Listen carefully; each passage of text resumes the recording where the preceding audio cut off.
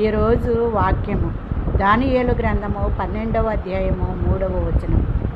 బుద్ధిమంతులైతే ఆకాశ మండలములోని జ్యోతుల వలె ప్రకాశించెదరు. నీతి మార్గమును అనుసరించి నడుచుకున్నట్లు ఎవరు అనేకులను త్రిప్పుదురో వారు ఆకాశములోని నక్షత్రముల వలె నిరంతరము ప్రకాశించెదరు.